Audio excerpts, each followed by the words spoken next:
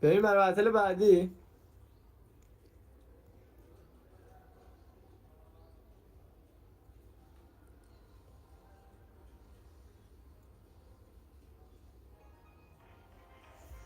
دک اصلی من بچه ها، من دک اصلی خب هوگیه 2 و 6. علی نکو چطوری مامان؟ نیکو بچه ها کاشونیه، لحجه کاشونیه که منم یه ذره یاد گرفتم جدیدن. مثلا نمیگن نکن، میگن نکو. عموی بازنده باشه صداش در نمیاد. بابا بوی گاییده به اول فصل. بچه وید دیگه صدای عمو هم در برده. عمویی که مثلا تو ترکیبش کالکتر مالکتر و اینا هم داره. آقا وید واقعا وید گاییدن بوی دارم رایدن گاییده. کالکتر و اینا. عمویی که مثلا تو ترکیبش کالکتر مالکتر و اینا هم داره. آقا وید واقعا وید گاییدن بوی دارم رایدن گاییده. دقیقاً اخویا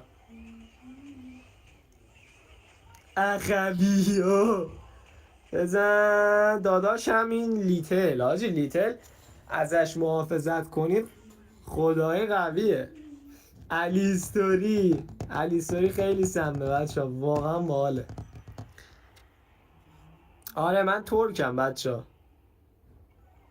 خب اینو میتونم بزنم به نظر خودم. فول تمرکزی برم جلو شانسایی دارم. آها ای خاره تا یه دونه اسکلت هم میموندی برای من. لنگ کفشی در بیابان بود. علی کبیر چطوری آقا؟ شاکری نوکری همه چیم. خب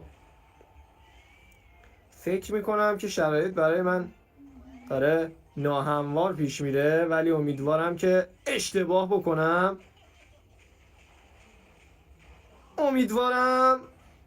من هنوز امیدوارم به اونایی که دل کوچیک دارن. علیزدوری مناطق قفقازی جر آجی ناموسن. نکو یه لاک.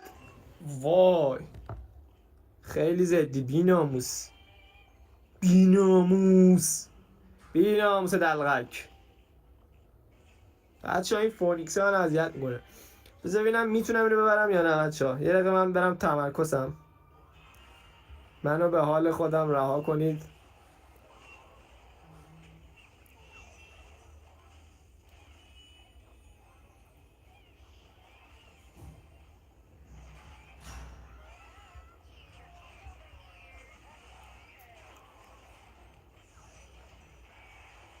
باختم آجی.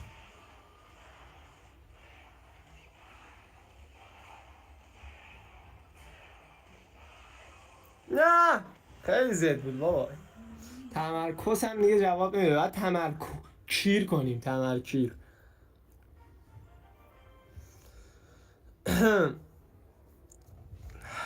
ترکیب جواب نیو کسو خیلی ساختن. خب اول من دمولیشنم بکنم لول 12. واجب تر از همه چیز اینه. بعدش میام رو هوک سایکل سویچ میکنم. قبلش میرم یه عمو رو میبینم که از حالت عصبی در بیام. داداش تو اگه میتونی با این ترکیب بزنی تو هم یه تستی بزن.